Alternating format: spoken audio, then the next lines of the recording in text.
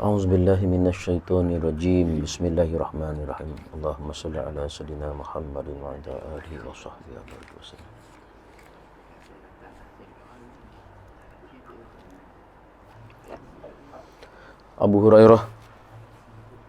Abu Hurairah radhiyallahu anhu berkata, Nabi sallallahu alaihi wasallam bersabda, apabila seseorang daripada kamu hendak tidur, maka hendaklah dia mengibaskan di atas tempat tidurnya kain sarung miliknya, kerana dia tidak tahu apa yang terdapat di atas katilnya.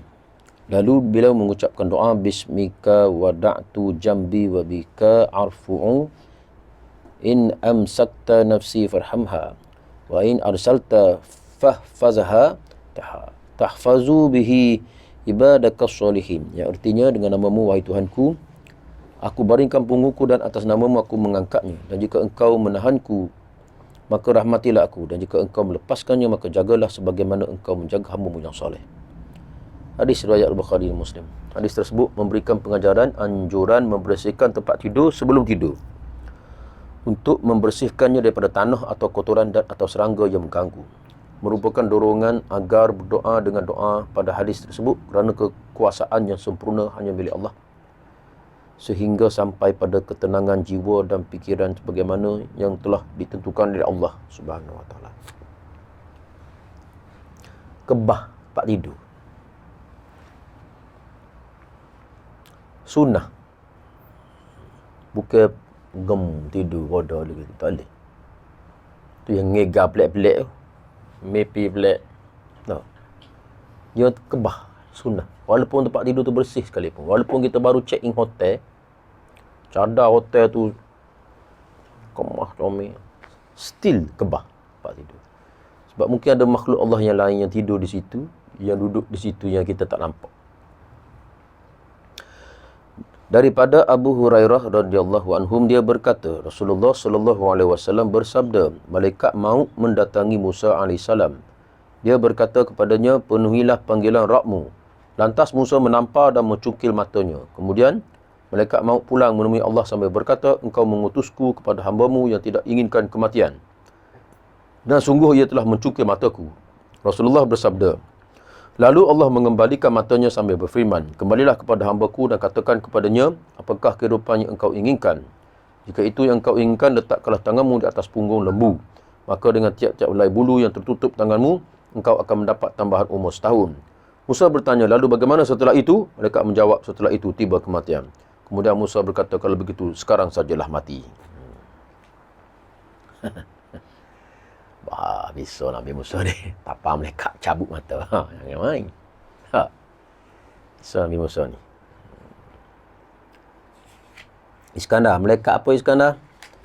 Nabi apa yang baik dengan malaikat maut tu? Nabi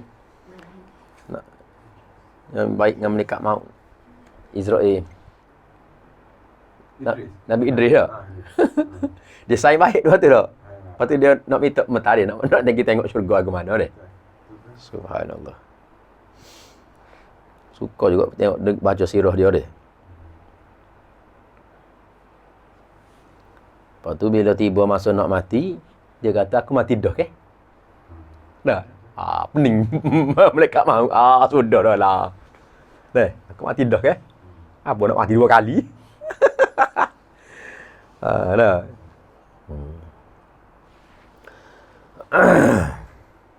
Daripada Utsman bin Affan radhiyallahu anhum, dia berkata, Nabi sallallahu alaihi wasallam apabila telah selesai daripada menguburkan jenazah, baginda bersabda, mintakanlah ampun untuk saudara kamu dan mohonkanlah keteguhan untuknya, kerana sesungguhnya sekarang dia sedang ditanya. Hadis riwayat Abu Daud. Hadis di atas memberikan beberapa pelajaran, antaranya dianjurkan berdiri sejenak di sisi kubur setelah menguburkan jenazah untuk mendoakannya agar Allah memberikan ketetapan kepadanya ketika menjawab pertanyaan 2 malaikat di alam kubur. Allah akan mengilhamkan orang mukmin untuk menjawab pertanyaan tersebut, sehingga dia menjawab, Allah Tuhanku dan Islam agamaku. Orang kafir pula akan menjawab, aku tidak tahu, sebagaimana diterangkan dalam hadis, bahawa pertanyaan 2 malaikat dalam kubur benar adanya. Daripada Abu Hurairah radhiyallahu anhu, dia berkata, Rasulullah sallallahu alaihi wasallam bersabda, sesungguhnya kenikmatan yang pertama kali ditanyakan kepada seorang hamba pada hari kiamat adalah dikatakan kepadanya, bukankah kami telah menyihatkan badanmu dan memberi minum dengan air yang sejuk, air yang dingin. Nikmat pertama sekali tu saya tanya, nikmat sihat. Ya, deh. Kena bersyukur banyak-banyaklah kepada hak masih sihat. Kita ni umur semakin meningkat, jadi tak tahu siapa yang akan mula sakit dulu. Ramai-ramai popok kita ni. Tak. Ada orang umur 30 lebih sakit dah ni, ada. Start. Adik Riza mati dah. Adik Riza.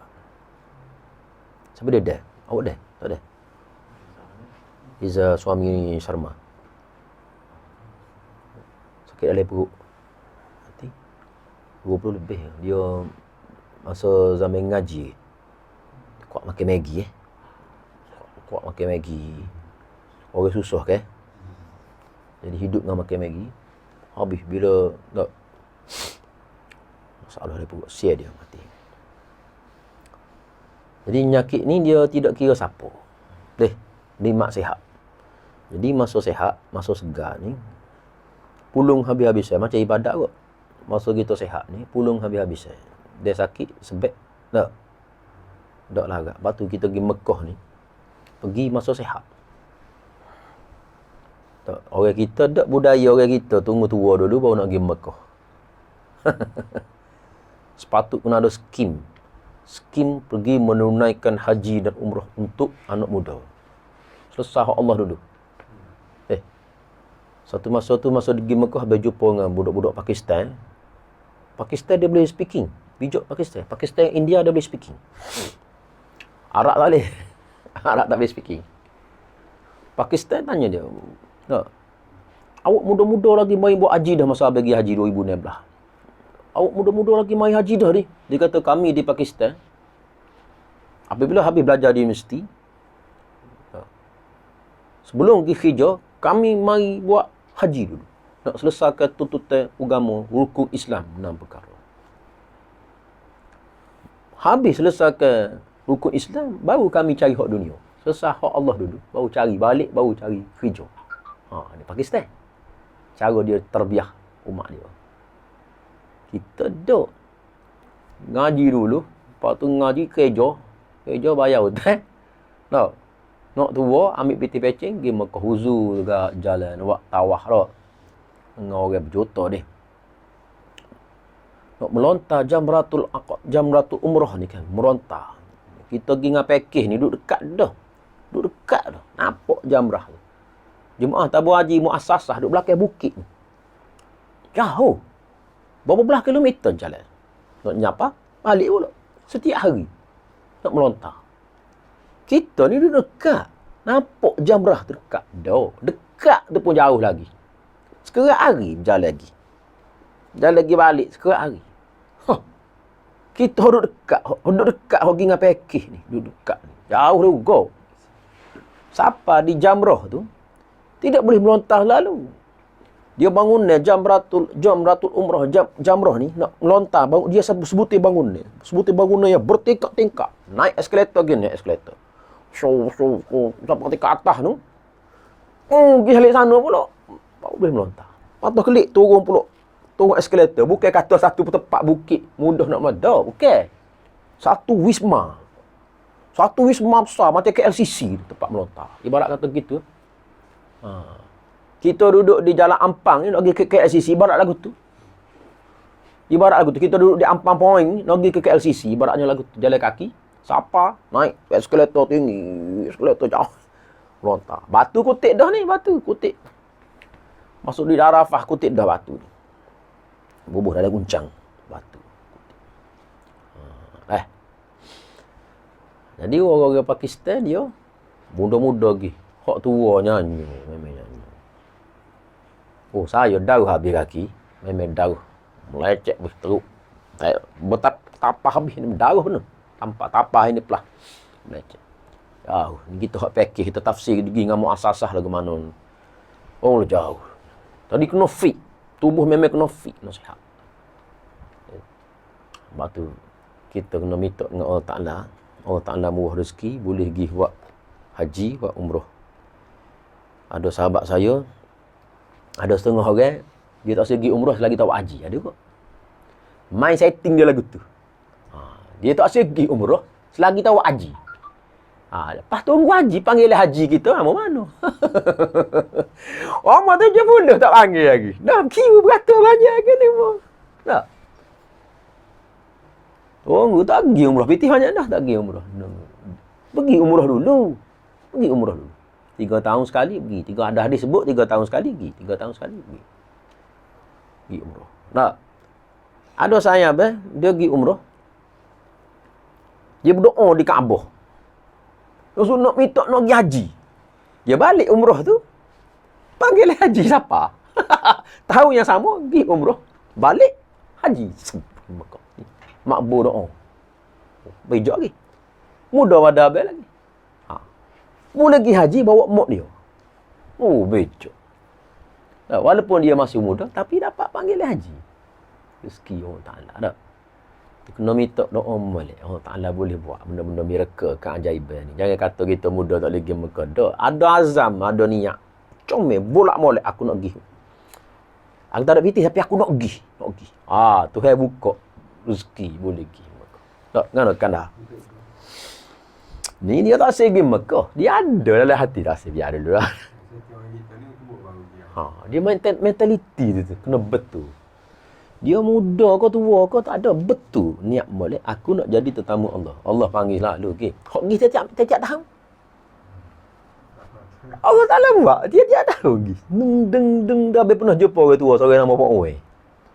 Duduk di Felda Nur Halah ke Kuala Beran tu lah. Kerja pega lembu. Ni. Salah seorang pada Tok Guru Abel lah ni. Meninggal dunia dah. Tok Kasim ada. Tok Kasim tak? Halah ke Kuala Beran Haji ada. Tok Kasim ada. Tak ingat kampung ke apa. Tok Kasim ke apa nama.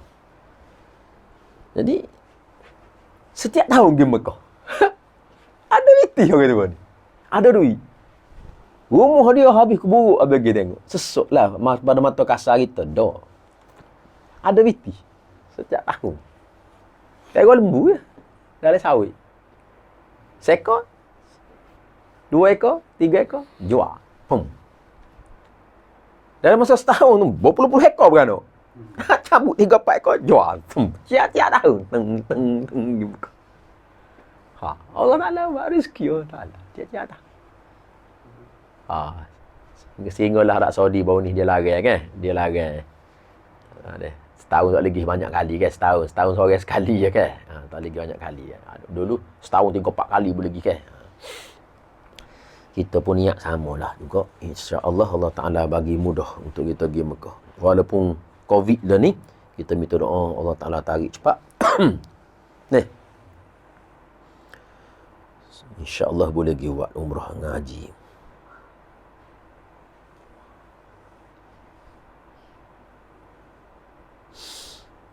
Daripada Abdullah radhiyallahu anhu dia berkata, sesungguhnya kamu menganggap ayat-ayat tanda-tanda kebesaran Allah ini sebagai azab, padahal kami menganggapnya pada masa Rasulullah sallallahu alaihi wasallam sebagai berkat. Kami pernah makan bersama Nabi dan kami mendengar suara tasbih makanan tersebut. Kemudian Nabi diberi sebuah bekas yang berisi sedikit air dan meletakkan tangan di dalamnya. Lalu keluarlah air daripada jari jemarinya. Maka Nabi sallallahu alaihi wasallam bersabda, marilah kita berwuduk yang diberkati ini, dan berkat itu turun dari langit. Sampai kami semua selesai berwuduk sehingga kami semua dapat berwuduk. Air tetap mengalir. Ikut jari-jari Nabi. Makan ni ada pun bertasbih. Hebat. Jangan main ni. Dia panggil apa mukjizat ni. Mukjizat. Kita tak ada mukjizat. Makhluk bernama manusia selain pada Nabi tak ada mukjizat. Kalau ada karamah, itu pun anugerah Allah. Itu pun sekalanya orang ada karamah ni tak cerita kat orang dia senyap. Kalau duduk cerita kat orang dia ada karamah tu, itu sihir tu. Orang-orang yang ada karamah ni dia tak cerita kat orang. Dia sendiri pun tak tahu kadang-kadang dia ada karamah tu. Kalau dia tahu pun dia semakin takut ke Allah dah. Dia jadi semakin takut ke Allah, dia semakin takut ke makhluk. Kalau dia dianugerahkan benda tu pun dia. Kalau dia kata dia ada karamah, maya ajak boleh jadi gini. Orang lagu ni dah masuk dengan syaitan dah. Lepas tu kita kena logik akal, kena ada juga situ mikir ni. Ngaku ada karamah, boleh buat gini. Tak ada orang ngaku. Ada karamah ni orang tak ngaku dah. Orang senyap, semakin takut ke Allah. Tak. Sebab Allah Ta'ala boleh tarik balik benda tu kan. Sebab benda tu anugerah Allah kan. Bolehkah Iskandar ada karamah? Awak ada karamah? Boleh? Boleh. Siapa-siapa pun boleh. Dengan izin Allah Ta'ala. Cuma orang ada karamah ni, dia ada sifat-sifat dia. Tak mustahil kita pun boleh ada karamah. Tak mustahil. Kalau Allah Ta'ala anugerah. Bolehkah orang jahil boleh ada karamah? Orang jahil. Tak mustahil. Wallahu a'lam bissawab. Allah Ta'ala pun dia kuasa. Dia boleh buat apa sahaja. Tak mustahil. Seperti mana kisah yang diceritakan lah. Zaman-zaman kita kecil dulu, Tok Guru selalu cerita atas masjid. Kisah orang pencuri ni. Orang curi. Bila dia mencuri, dia pun lari. Kena kejar ke orang kampung. Lari, nusuk bawah, sorang. Nusuk. Tok Imam tengah mengajar. Ustaz duk mengajar dalam sorang ni. Dia dengar bawah sorang ni, duk dengar bawah. Tok Imam kata, apa dia baca Bismillahirrahmanirrahim dengan yakin, boleh semurai jalan. Boleh semurai sorang. Orang kampung tengah cari, nampak dia duk bawah sorang. Jumpa dah. Wah, tengok dia apa kau lari. Orang atas sorang apa terjun atau Tok Imam sekali terjun. Nak ambak ni. Ambak. Pencuri. Siapa? Sudah. Sebagai mana. Orang curi ni teringat Tok Guru ngajar tadi atas. Falasuh. Baca Bismillahirrahmanirrahim dengan yakin boleh sebagai sunat. Dia pun Bismillahirrahmanirrahim dengan yakin sebagai sunat. Tok Guru nak ngawai kapung siapa? Orang apa kelih Tok Guru? Baca Bismillah Tok Guru. Baca Bismillah Tok Guru mengajar ni. Bismillahirrahmanirrahim. Tergelai air Tok Guru. Tengah mak Tok Guru. Tak. Boleh karamah tak? Benda tu boleh jadikan siapa-siapa saja. Allah Ta'ala boleh izin. Tak. Kita jangan pelik benda kita ni. Janganlah lepas pada ni yang pakat air tengah naik ni Bismillahirrahmanirrahim belakang lepas ni. Tak. Yelah air julah aku serah. Dia ambil sungai rasa. Tidak mustahil deh. Jangan kita kata orang siapa boleh kata gitu. Allah Ta'ala Maha Pemurah deh. Dia beri ke siapa-siapa. Serupa dengan awak ke zaman ni juga. Jangan kata kau orang. Jangan kata kau orang miskin. Ni. Silap orang miskin tu lagi mulia daripada kita yang membantu. Tidak mustahil. Pergi rumah dia tengok cemar, kotor. Allah kotor. Jangan kata gitu. Nah, kadang-kadang pok-pok wali ni sengaja rumah je lagu tu. Kita tak tahu. Ni. Tugas kita atas bantuan, tanya nak baiki rumah kau guana ke apa, kita bantu setakat yang mampu. Nah, pada syariatnya kalau kotor ni Allah Ta'ala benci ke apa memang betul, tapi hakikat kita tak tahu. Seperti mana Nabi Khidir perahu yang cantik pun dia katak biar jadi hancur, biar jadi buruk. Sebab dia lebih tahu apa yang bakal berlaku. Kalau perahu ni comel, kena rapah ke raja yang zalim. Maka dia tebuk perahu tu. Kita tak tahu bila rumah dia kotor, mungkin kerana kotor itu, maka tidak ada orang mari kacau rumah dia. Untuk dia beribadat. Kita tak tahu. Dia orang-orang alim, orang wali, dia lagu lain pula. Lepas tu kita sebagai hamba ni, orang yang buat amal ni, jangan mudah menghukum. Ni kita tengok rumah orang kotor, orang dah lah sesak, kotor cuma. Dah, bukan tugas kita. Tugas kita bantu. Dah kotor, marilah kita pakat bantu. Bersih. Ni tidak ada kutuk dalam internet. Kutuk dalam online, kutuk kau-kau turun sendiri, tak tolong bantu. Patut mari awak kau. Apa aja rumah yang kotor tu kita nak turun ni satu jabatan nak turun. Nak bersihkan. Baguslah lagu tu. Ni dak. Kutuk kau-kau seorang. Kita jangan tolonglah belah pengotor ke apa. Bersih mana sangat kita ni. Ya Allah. Kita diri kita sendiri sangat bersih kau kita. Di sisi Allah Ta'ala bersih luar tak ada makna. Di sisi Allah Ta'ala. Lepas tu berhati-hati kita. Kita ambil gambar pun kena beringat juga. Kalau gambar-gambar kotor tu, jangan ambil gambar belah mana, puh dalam internet. Sebab takut jadi fitnah. Kena kutuk tak pasal-pasal senang tu. Sedangkan dia orang yang sangat baik di sisi Allah. Kita tahu Allah. Bismillahirrahmanirrahim. Subhanallah wa bihamdihi. Subhanallah.